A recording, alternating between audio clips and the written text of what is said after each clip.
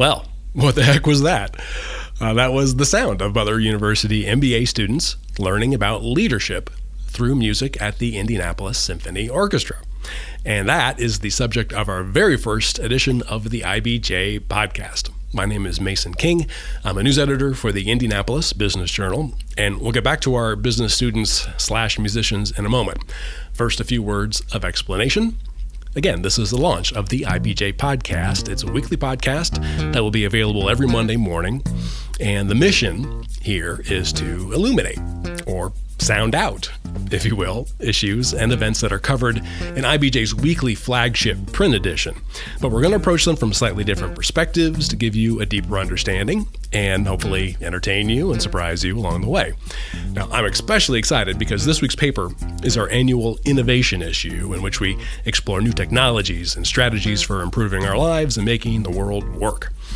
It's also about finding unusual ways to gain insight, and that takes us to the Hilbert Circle Theater, home of the Indianapolis Symphony Orchestra, where a couple dozen Butler MBA students, most of which with no musical training whatsoever, are about to be asked to create several ensemble works of music.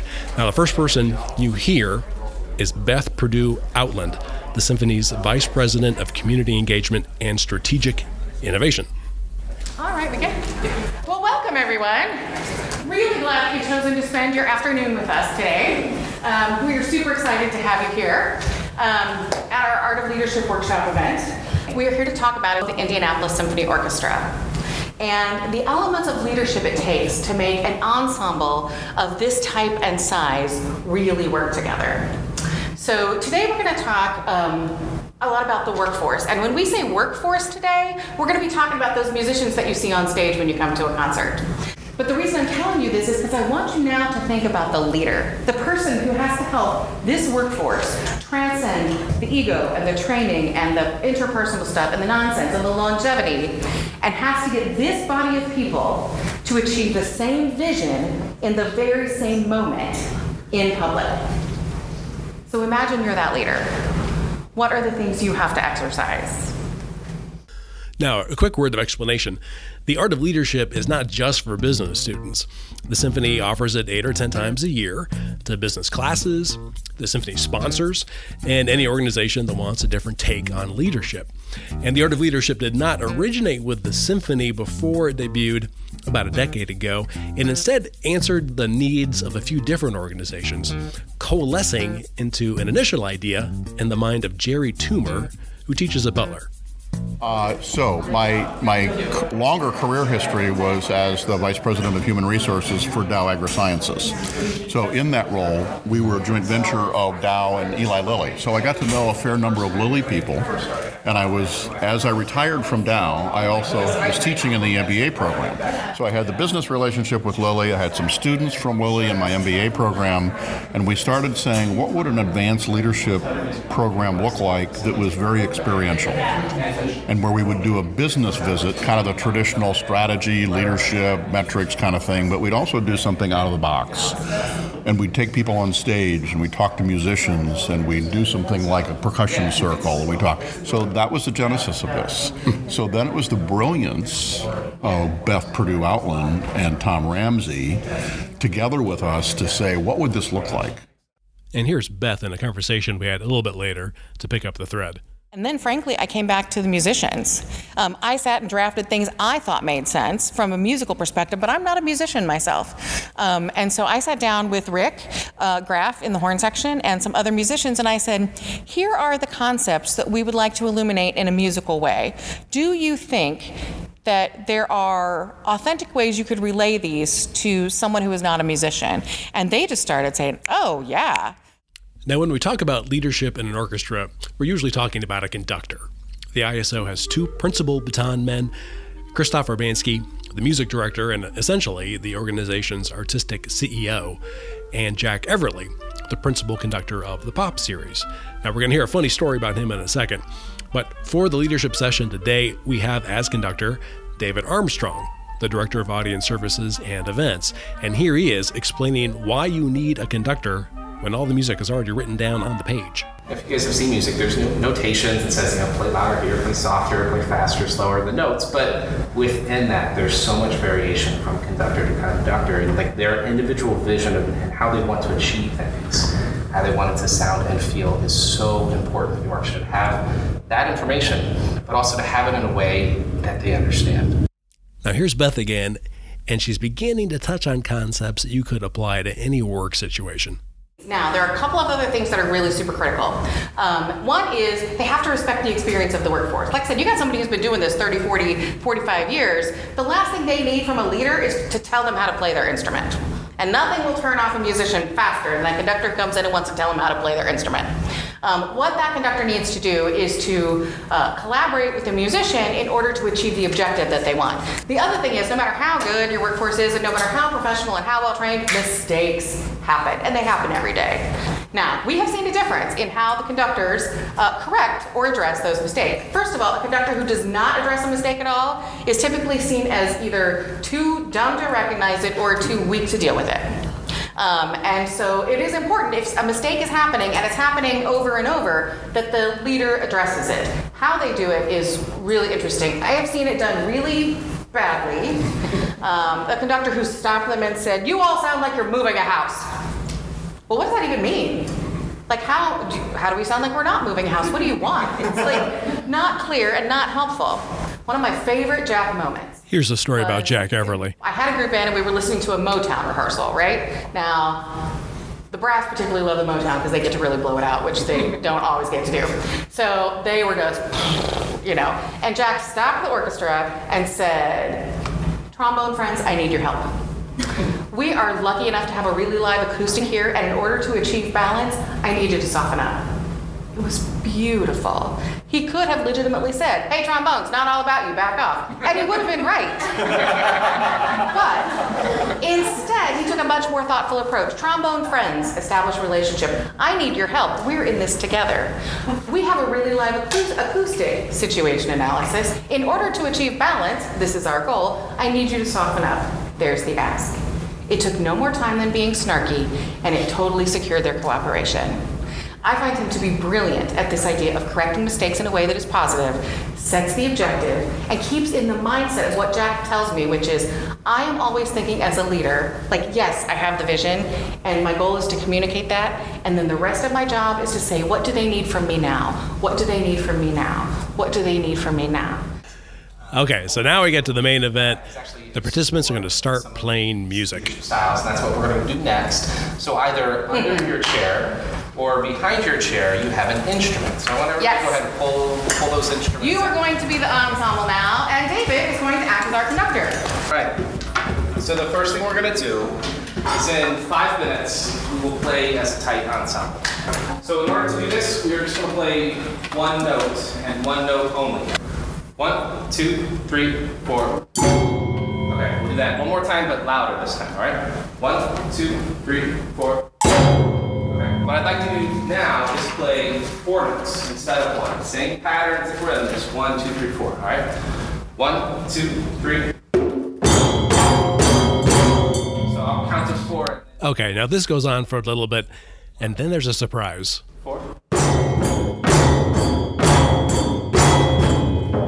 Just 8 notes, all right? We'll do that one more time. Here. David, I think we could use a little more bell. I think it's a little out of balance. I actually think bells just fine, but I think. All right, we're going to, go back. It's just 8 notes, same pattern. Sorry for the distraction. Same thing again, 16 notes. 1, 2, 3, 4. All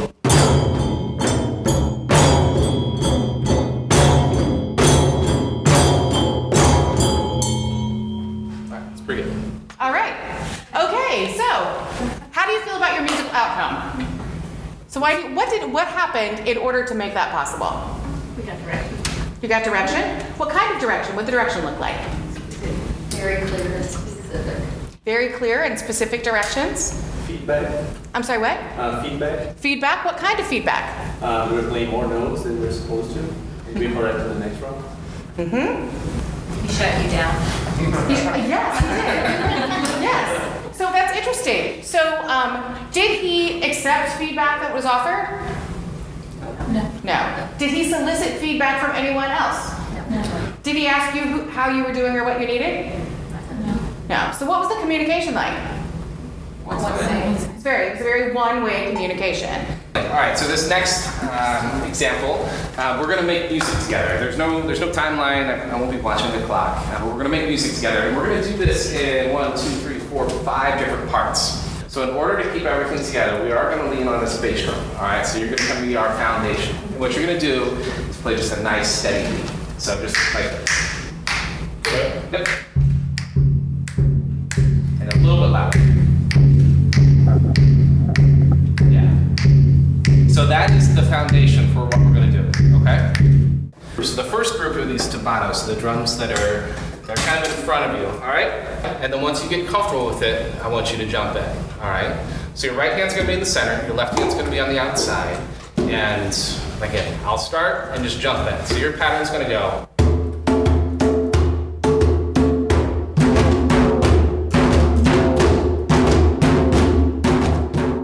Okay, we're going to jump ahead to the point where all 5 groups are playing their parts together. All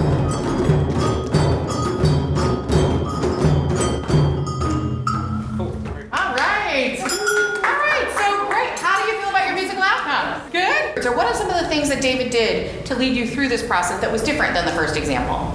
He played on the instruments as well. So he modeled on the instrument what he expected. What else? Yes? Yeah. He acknowledged that this wasn't as easy as it. This is the guy who was playing the bass drum. That's important, and we think about this in these exercises, we think about the bass drum as the mission statement, right? And the mission statement has to be steady and unwavering, right? And you may vary around the mission statement, but it has to align. As soon as you're starting doing things that's off the beat of the mission statement, you lose track of your ensemble and you're not making music at all, right?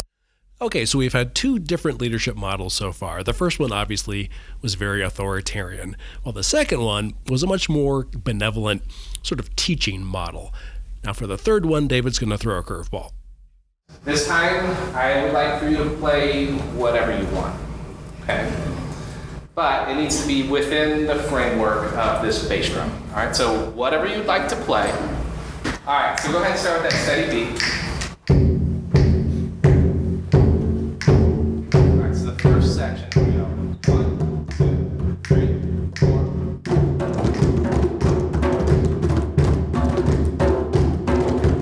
4. Okay, so they're getting off to a rough start. It's a little disjointed. We'll fast forward to the end.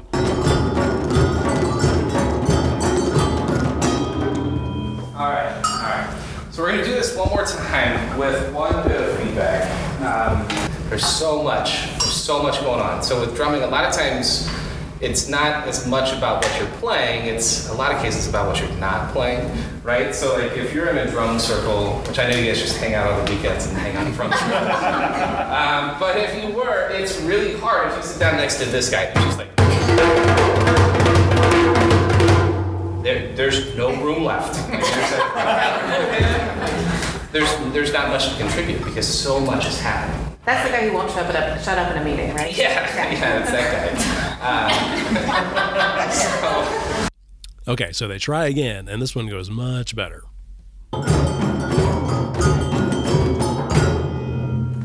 Wow, okay, how do you feel about your musical outcome? Way better. Way better? Way better. That's so interesting. I see lots and lots of smiles and nodding this time. So tell me, why do you feel way better? You had more room to be creative while still having an objective. Yeah, more room to be creative. You can do your own thing. Absolutely, a lot of permission there. I Yeah. think that was the first time that we actually all finished when he ended. Isn't it interesting that with a less defined process here, you actually finished it? Why do you think that might be? You're confident in what you're doing, I think. That's so interesting. So you felt confident with the least instruction and the least structure? Yeah, because I got to make up my own little sound, and that was, not so focused on am I going to hit the wrong bell at the wrong time. I was just doing my own thing. Excellent. All right. So here's one of the things I would like for you just to think about. In whatever teams you're leading or whatever teams you're a part of, you have all 3 of these kinds of people in your team. You'll find people who prefer each of these different styles, and that is the challenge of leadership. So that's just the first part of the program. there's a lot more that goes on, including an extended session on stage with the ISO musicians as they play and explain how they interact as a team. And afterward, I spoke with Allison Guston, a Butler MBA student who also works part-time for the Butler Business Consulting Group in the marketing division, about what she took away from that first session. So when we were in that session and we had the 3 different types of leadership, I was struck by how much more comfortable I was when I was not given direction and essentially given autonomy. And that's something that I've been told is important to me, but not something that I have readily acknowledged. Yes, that's critical for me. But being able to sit there and experience the 3 leadership types, one right after the other. I mean, I physically felt less anxiety in the third one. And so now I can take that away and I can say, okay, this really is important to me. Is this easily applicable? Or you really Absolutely. Have to think about it? I'm going to actually, I already had this thought. I'm going to take it back to the people I work with and say, hey, this was my experience and how I felt, and try to figure out that, okay, while I work well in autonomy, other people who I work with may not. And so how can we create boundaries for one another that's healthy, that enables me to work my best and them to work their best as well? Beth says these aha moments are the real value for the participants, while the program itself presents a lot of value for the symphony. The thing I love about doing this is I see everyone have different aha moments throughout it. That like, oh, we were just talking about something like this at work yesterday. Oh, that's a problem I have. Oh, I'd never thought about it that way before. So people are going to have their own experience. It occurs to me that there could be really a tremendous value to the orchestra of doing this. Oh, yeah. To me, the biggest value of it is that it enables people to have a different access point into what we do. That might capture someone's attention and imagination that doesn't necessarily see themselves as a symphony person or a music person. So it provides a new on-ramp. It makes people think about buying a ticket who would not ever have imagined buying a ticket. It makes people who are already engaged with us as ticket buyers think about the value of the symphony in the city, and maybe they become donors or they amp up their donations. I've seen that happen. So you said the rack rate was like 8,000. That's just the general. That is the sort of retail rate for the set of experiences you had today. Okay, so if you had 8 of those in a year, that would be $64,000-ish. Mm-hmm. Okay, so not a giant revenue stream. No, it's not. It's not. But it's an activity that it pays for itself. And it has these other benefits. I mean, frankly, our largest client is Lilly, and they are our largest corporate sponsor. So it's another way to be of benefit to them and develop a relationship with more people within that company. It also helps us to communicate with up-and-coming leaders about our organization. So people are going to fulfill leadership positions within these corporations that they know about the symphony. And like our development team will tell you that they occasionally will get a phone call when they're, calling a donor or something, and they're like, oh yeah, I went to that thing, and they raise their donation. So hooray. So it has those benefits. It's just, honestly, there's just not really a downside.